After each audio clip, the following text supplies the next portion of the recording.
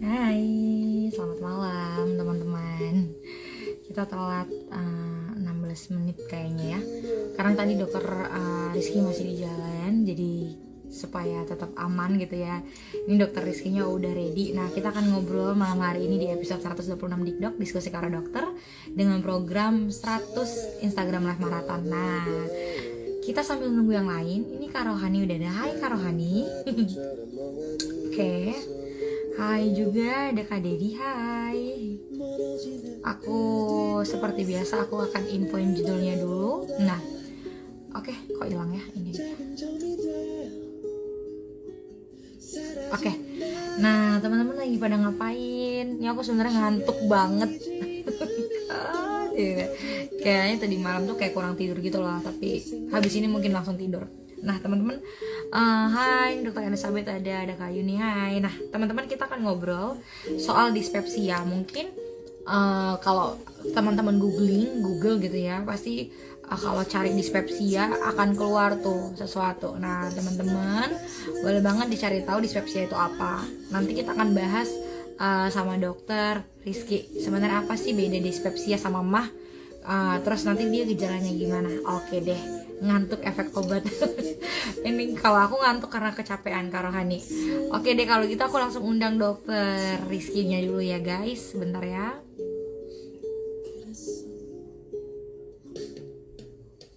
Boleh dicek dulu.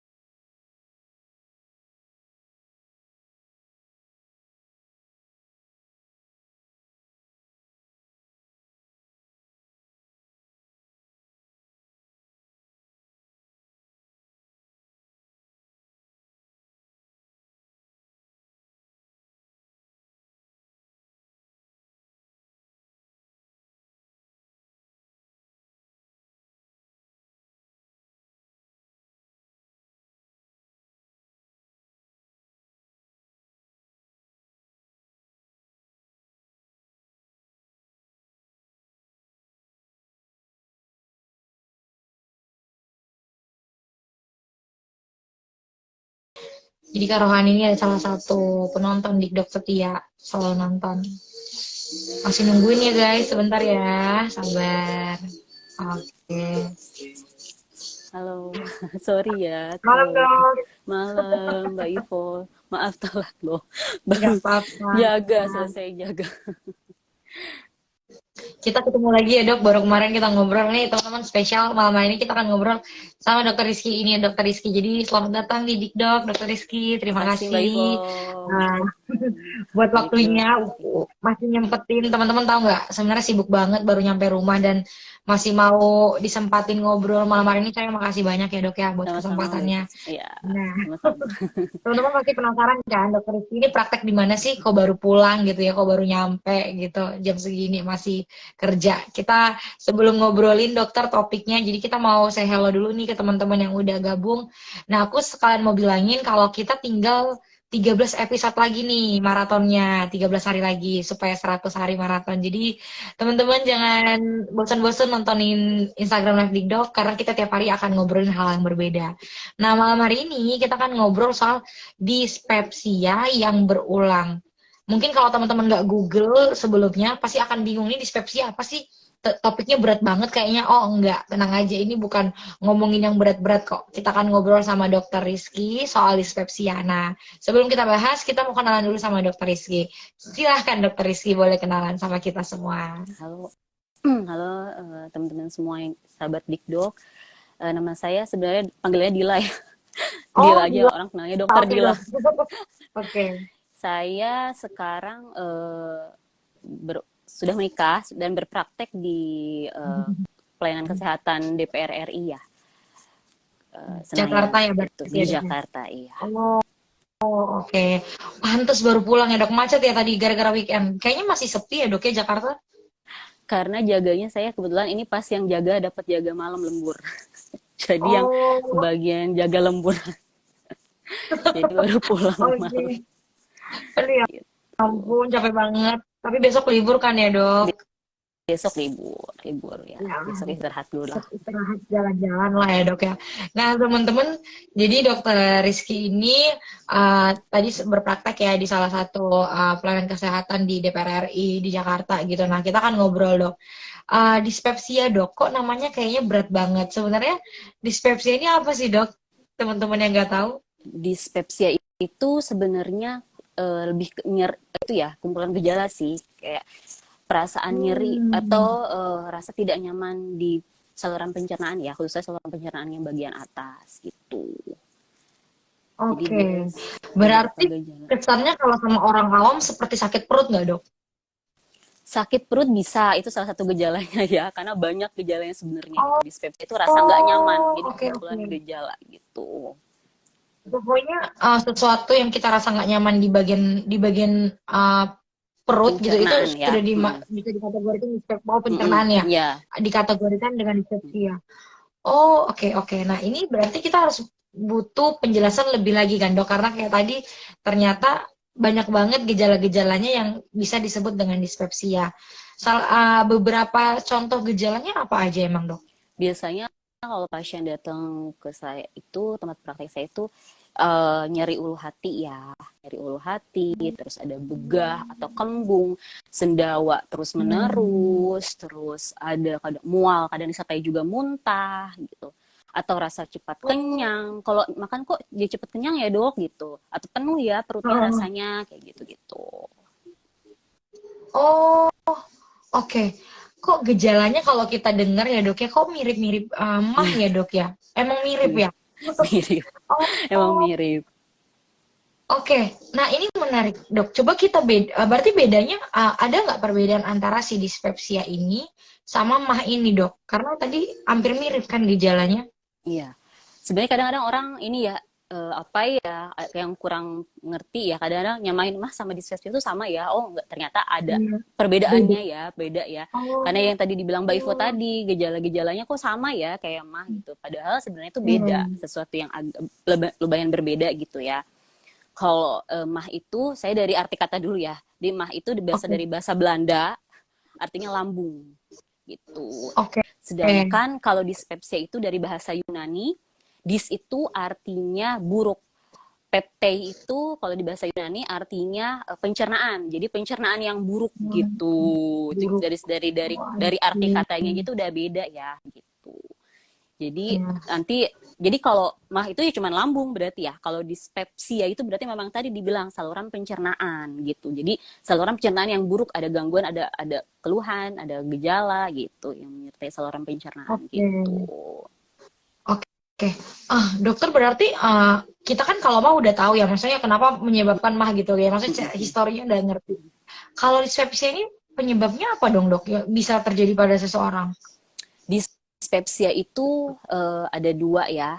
Yang pertama dia itu ada yang organik Oh, gitu, ada yang oke. non organik atau fungsional. Kalau yang organik itu biasanya disebabkan karena kelainan atau gangguan di saluran cerna itu sendiri atau di sekitar saluran cerna. Bisa di pankreas, di kandung empedu dan lain-lain gitu. Kalau yang non organik atau fungsional itu biasanya dia ada beberapa faktor nih penyebabnya. Bisa karena psikologis gitu, bisa Hmm. karena makanan-makanan tertentu ya, terus bisa Hmm. karena Hmm. obat-obatan gitu. Kadang-kadang karena diet Hmm. bisa juga gitu sih. Pola, Oh, juga. pola makan bisa juga. Oh, gitu. oke.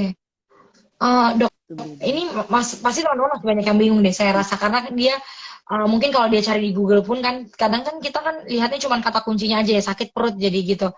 Nah, sebenarnya ada nggak contoh case-case tertentu? Tadi kan dokter bilang bahkan bedanya ada dua, tipenya ada dua ya dispepsia ini ya tadi ya. Ada yang organik sama non organik. Nah, kebanyakan gejala-gejala yang sering dokter temuin kalau seseorang dispepsia itu gimana dok? Yang sering ditemuin ya, Ah, sebenarnya dispepsia itu yang paling yang Mbak Iva tanya yang paling sering terjadi sering di iya, ini ya, di kita betul. ya. Dari dokter ketemu pasien Paling sering mungkin. itu biasanya karena konsumsi makanan sih, jadi lebih ke fungsional, yang lebih ke non Oh, organik tadi ya gitu. Jadi itu lebih banyak, ada penelitian yang bilang 80% dispepsia itu disebabkan karena makanan, konsumsi makanan kita gitu. Jadi nanti apa namanya ya, karena makanan juga, selain makanan ya pasti pola makan, semua yang berhubungan sama makanan itu bisa terjadi hmm, tuh di si dispepsia ini gitu. hmm. Eh, Dok, makanan-makanan apa kan aja. Mm. Lu kalau lagi. mah Mm-mm, aja kan rasanya nggak enak ya. mm-mm, Nah, dispepsia ini tadi udah jelas dokter bilang kayak dia itu gangguan pada saluran cerna kita, mm-mm. pencernaan kita banyak macamnya. Berarti efek apa sih efek dari ringan sampai ke berat kalau seseorang kena dispepsia ini, Dok? Jadi ringannya itu paling mulainya dari nyeri. Biasanya sih orang-orang nyeri ya. Di Biasanya keluhan perut doang. awal-awal nyeri ya, nyeri Hmm. ini di Hmm. hatinya kayak gitu. Terus Hmm. apa ya, ada udah mual ya, yang tadi saya sebutin, mual, muntah, kembung, terus sampai yang sedang sampai yang berat itu, sampai ada orang yang sampai sesek, karena itu udah GERD juga ya, bisa Hmm. itu sesek, terus sampai keringet dingin, banyak sih, maksudnya sampai dia menyebabkan kematian pun ada ya sebenarnya disrepsi itu, kalau yang udah berat sekali Oh. gitu ya, yang muntah darah, yang nanti banyak sih gitu, karena dispepsia itu kan banyak di saluran cerna atas tuh, banyak ya gangguan apanya, penyebabnya gitu. Jadi Hmm. macem-macem gitu ya, kumpulan sampai orang jadi berat tuh seperti apa gitu, banyak kan penyebabnya gitu. Hmm. Oke. Oke, Dok. Nah, baru kita masuk ke topiknya nih, Dok. Kan Mm-hmm. kita tuliskan hari ini adalah dispepsia yang berulang. Mm-hmm. Menariknya adalah kenapa sih dokter tertarik sama judul ini dispepsia yang berulang? Memang inikah yang ternyata terjadi di lapangan banyak yang mengalami ini dispepsia yang berulang ini, Dok? Iya, banyak. Karena itu yang saya bilang tadi Mbak Ivo, karena banyaknya tuh makanan biasanya. Kalau yang lain-lain sih kayaknya nggak terlalu ya gitu. Kalau makanan yang tadi bilang yang termasuk yang fungsional ini, makanan yang berlemak, banyak kan konsumsi makanan kita sehari-hari ya, itu yang Betul. kita makan sehari-hari ya, gorengan. Itu makanan Iya. berlemak enak, favorit banget gitu ya. Terus Iya. makanan asam, pedas, aduh saya nggak bisa dok kalau nggak pedas makannya, kayak gitu-gitu. Jadi itu justru konsumsi Oh. makanan kita sehari-hari yang menyebabkan itu gitu. Jadi berulang, nggak bisa kalau kita nggak nih, misalnya kalau udah ada tahu seperti itu masih terusin ya bakal terus berulang gitu. Terus atau kayak minuman-minuman juga, selain Hmm. makanan yang tadi berlemak, asam, pedas, itu ada minuman kayak kafein, banyak kopi, coklat, Hmm. teh itu juga bersoda gitu. Itu minuman-minuman bersoda juga termasuk alkohol. Jadi itu kan yang memang kita konsumsi ya. Karena itu agak susah gitu kalau Hmm. dibilang, Hmm. kalau Hmm. misalnya nanti bisa berulang ya karena itu, karena kita yang terus mengulangi makan itu lagi, minum itu lagi. Jadi akhirnya berulang Balik terus lagi. gitu. Hmm, itu sih Oke. sebenarnya Nah, paling sering. berarti tuh kalau kronologinya gitu untuk orang misalnya yang di dispepsia awal misalnya diagnosis gitu, biasanya treatmentnya seperti apa, Dok? Sampai nanti mungkin dia balik lagi menjadi dispepsia yang berulang, akhirnya treatmentnya jadi naik gitu kan, pasti ada tambahan pemeriksaan gitu, Dok. Ya, treatmentnya awal-awal kan orang yang masih ringan pasti kita kasih obat ya. Awal. Ada obat dan Oh, juga obat dulu. edukasi ya, yang ya obat, dan yang Oh. non Hmm. farmakologi juga ada. Jadi kita kasih Oke. obat-obatan antasida ya. Ya yang sekarang yang banyak orang tuh Oke. promah ya, model promah Iya. seperti itu, atau Oh, itu termasuk uh, obatnya iya, dispepsia.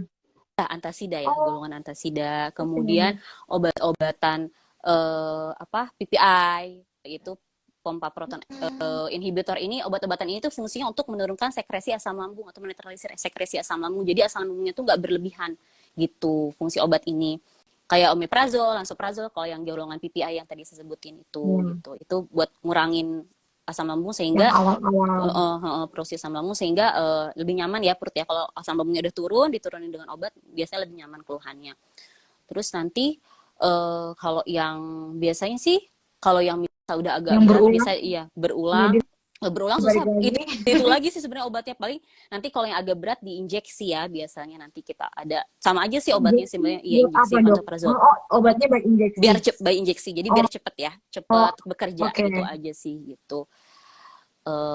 Jadi sebenarnya sih itu aja sih, obatnya berulang lagi. Makanya pengobatan dispepsia itu Hmm. rata-rata orang baru bisa ada anjuran selama 4 sampai 8 minggu ya, baru benar-benar apa namanya oke Hmm. gitu. Karena ya itu Hmm. berulang itu gitu. Jadi pengobatannya pun Hmm. memang agak lama gitu. Oke. Nah, tadi tuh sempat ada yang nanya-nanya juga dong kan, kayak misal terkait juga sama poin yang mau kita bicarain malam hari ini, kayak endoskopi gitu kan, ini dia harus di endoskopi gitu dan bilang, apakah banyak yang nggak tahu endoskopi itu apa dok? Ini kan kalau orang-orang yang punya riwayat lambung pasti tahu dong ini. Apa hubungannya dispepsia yang berulang dengan yang namanya endoskopi?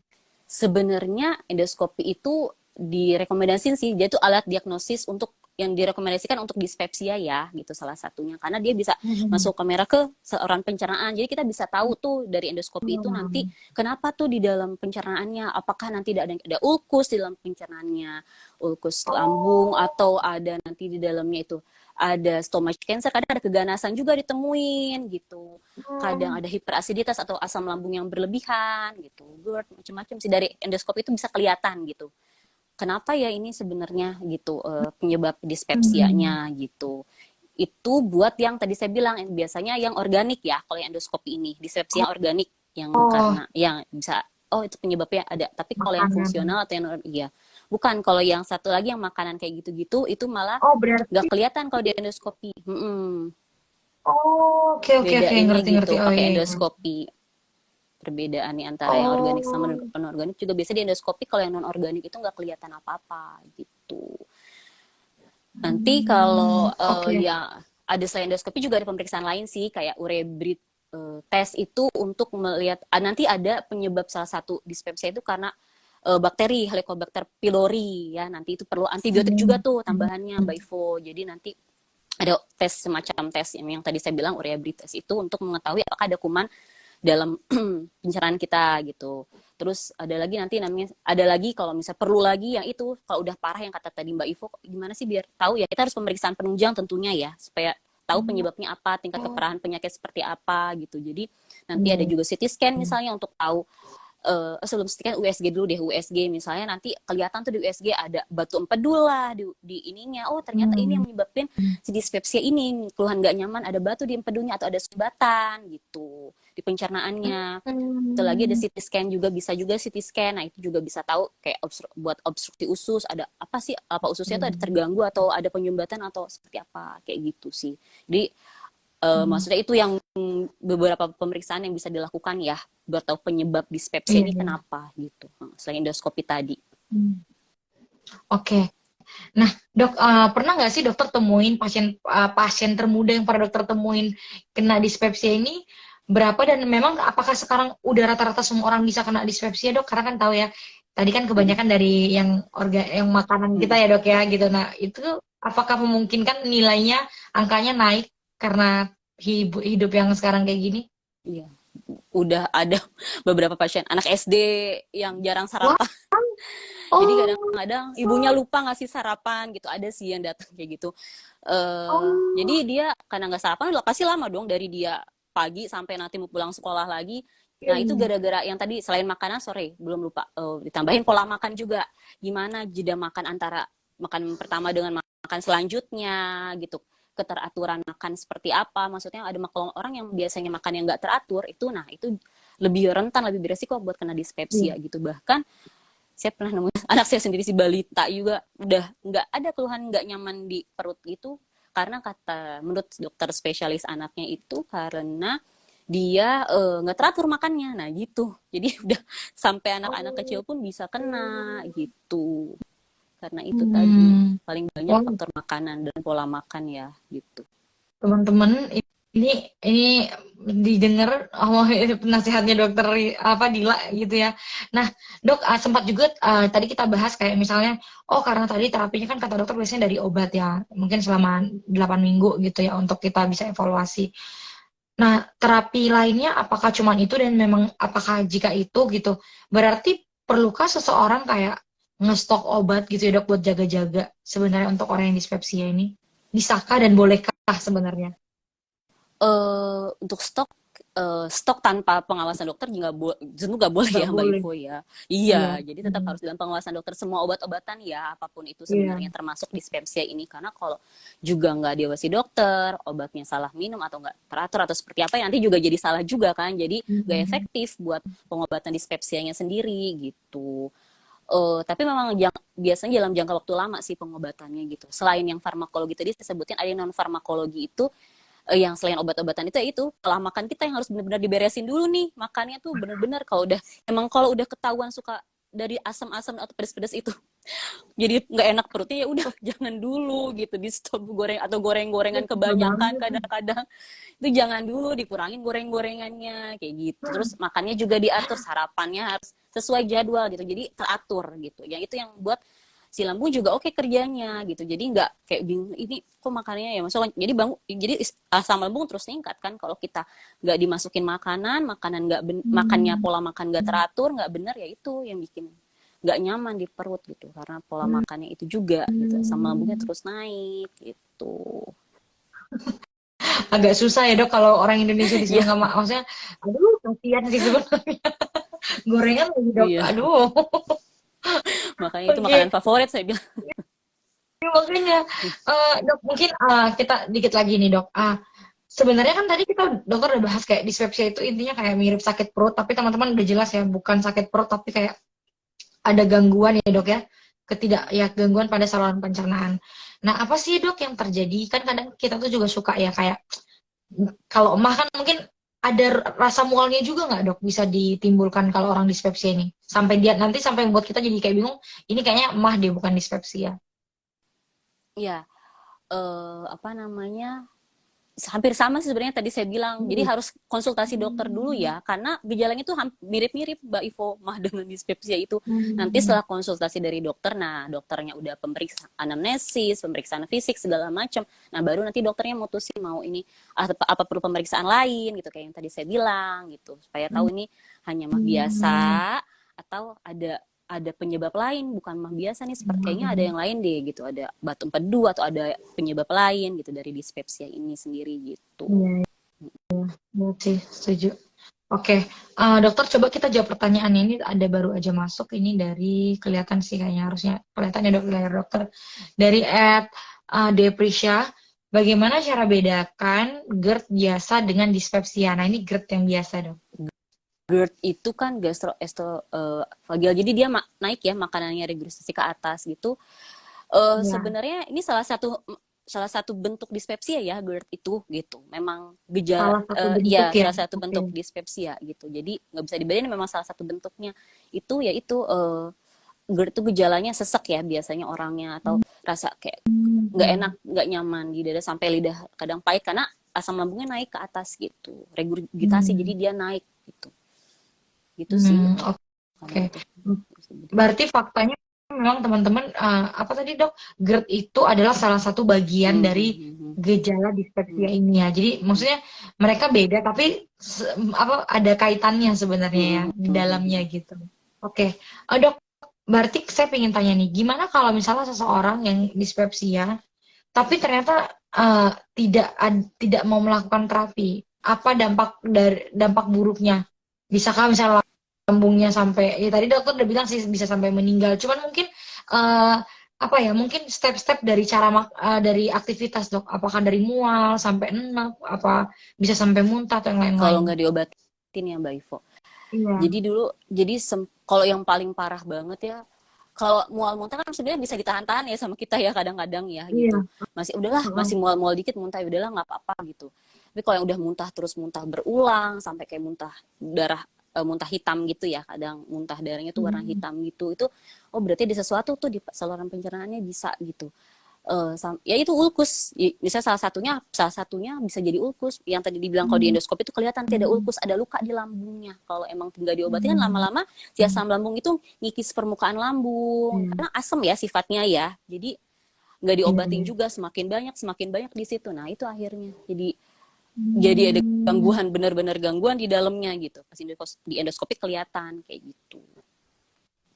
Oke. Mm-mm. Nah, saya penasaran nih pertanyaan terakhir mungkin dok dari saya kayak sekarang kan obat dijual, maksudnya obat ya kayak obat-obat untuk mah itu kan gampang Mm-mm. banget ya kita bisa Mm-mm. beli bisa bisa tanpa ke dokter sebenarnya kayak sirup Mm-mm. bentuk sirupnya.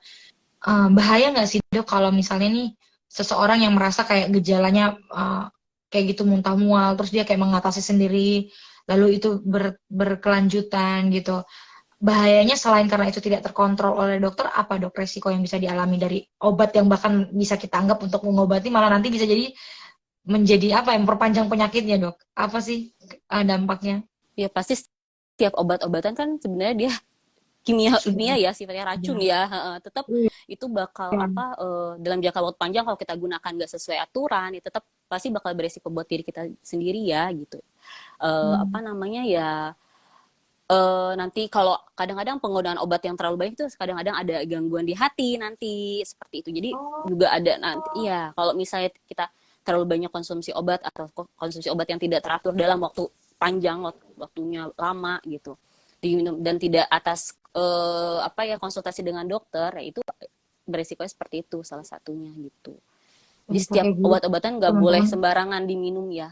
Tetap aja Iya, harus itu ya dok yang kita tahu jadi cara pakainya kasih tahu seperti hari ini. apa, ya. Itu Dan gitu sih kadang tuh susah. teman-teman yang awalnya baik yang mah ataupun dispepsia kadang-kadang tuh sekarang tuh udah terbiasa kayak karena merasa itu gejalanya jadi ngobatin sendiri gitu loh dok padahal kan kayak tadi ya kita nggak tahu yang harusnya tadi cepat sembuh cuma 8 minggu mungkin bisa sembuh Hmm. tapi jadinya malah bisa setahun 2 tahun bahkan bisa nggak sembuh-sembuh karena itu menyiksa banget. Nah terakhir dari dokter deh Hmm. untuk teman-teman misalnya yang merasa dia oh jangan-jangan aku ini dispepsia gitu bukannya mah gitu tapi apa sih yang harus teman-teman lakukan kalau sudah mengetahui gejalanya ada di mereka. Iya, yang tadi saya bilang ya, udah dari awal kita sebelum ke dokter harus ini sebenarnya sih konsultasi dulu ya untuk ya konsultasi dulu Oh gitu ke ya. dokter ya karena yang tahu kan ya maksudnya kita tahu tahu kenapa kita ini dari konsultasi ya dokter Iya. gitu. Apa nanti jadi tahu apa penyebabnya sebenarnya terus pengobatannya juga seperti apa juga tahu gitu jadi sebenarnya sih harusnya konsultasi nanti juga dikasih Hmm. tahu pasti sama dokternya apa makanan-makanan yang sebaiknya dihindari seperti itu apa sebagaimana Hmm. juga mengurangi stres yang tadi saya bilang kan ada salah satu faktornya itu psikologi ya jadi kadang orang-orang yang stres itu juga bisa memicu asam lambung naik juga bisa gitu jadi nanti ada edukasi dari dokter sebenarnya sih harusnya memang kalau sudah ada yang sudah ada rasa tidak nyaman jangan beli obat sendiri konsumsi sendiri kayak gitu lebih baik memang segera dikonsultasikan aja supaya benar-benar pengobatannya Dokter. tuntas kayak gitu Iya. satunya Tuh, setuju iya. teman-teman. Karena walaupun rasa sakit perut itu kayaknya kita bisa tahan, kayak sekarang tuh orang nganggap remeh rasa sakit perut gitu kayak, ya maksudnya bukan yang penyakit berbahaya bagi teman-teman, tapi ternyata ya rasa nggak nyaman aja di perut itu nggak enak banget loh ya kan dok ya. Saya aja Mengganggu kalau telat aktivitas makan tuh ya. kayak, oh, ternyata nggak enak loh sakit perut itu gitu. Mm-mm. Nah, mungkin terakhir dari dari dokter gitu kalau misalnya teman-teman tadi oh mau dong aku konsultasi gitu ke dokter Dila gitu. Teman-teman bisa nge-reach dokter Dila kemana aja dok? Boleh diinfoin. Kalau pengen ngobrol-ngobrol. Kalau pengen ngobrol-ngobrol boleh ada telemedicine sekarang udah bergabung kebetulan sama Mbak Ivo di aplikasi YesDoc silahkan Hmm, kalau mau yang install. konsultasi boleh install aplikasi YesDoc di apps ya yang punya Apple di App Di App Store, di Store Play gitu Store. Ya. ya ya bisa boleh kalau udah aduh mager nih kayak mau ke dokter ntar dulu deh gitu kan nggak ada orangnya cuma ringan doang ya bolehlah konsultasi telemedicine dulu jadi tahu nih Iya. konsultasi dulu sama dokternya jadi kita tahu harus gimana harus minum obat apa kayak gitu. Oke, tuh teman-teman. Atau tapi kalau ke praktek offline nggak bisa ya dok ya harus dari tim sana ya, Harus di kan nggak boleh orang kantor luar ya. iya. Mohon maaf teman-teman nggak bisa kalau ke sana ya, harus jadi bagian sana dulu. Nanti malah tiba-tiba ke sana lagi nih teman-teman. Dok, terakhir pesan-pesan dokter untuk teman-teman terkait dispepsia mungkin ada himbauan atau motivasi dari dokter Dila untuk teman-teman yang nonton. Jadi kalau udah sekali kena dispepsia sebaiknya, jadi kita harus lebih aware ya sama badan kita sendiri kan nggak nyaman ya kalau udah kayak gitu. Misalnya dari yang udah dari ringan aja, jangan sampai deh ke gejala yang berat gitu. Iya, Jadi kita harus iya, benar-benar apa namanya, kalau udah ke dokter nih misalnya, terus dikasih tahu dokter, udah minum obat-obatan dari dokter, udah dikasih tahu, terus dikasih diedukasi, kita nggak harus menghindari nih makanan-makanan ini gitu. Nah itu benar-benar gitu, dikurangin deh kalau misalnya pelan-pelan, kayak gorengannya dikurangin tadinya satu piring jadi oh iya setengah piring sama lama berkurang. Kalau nggak bisa sama sekali ya gitu.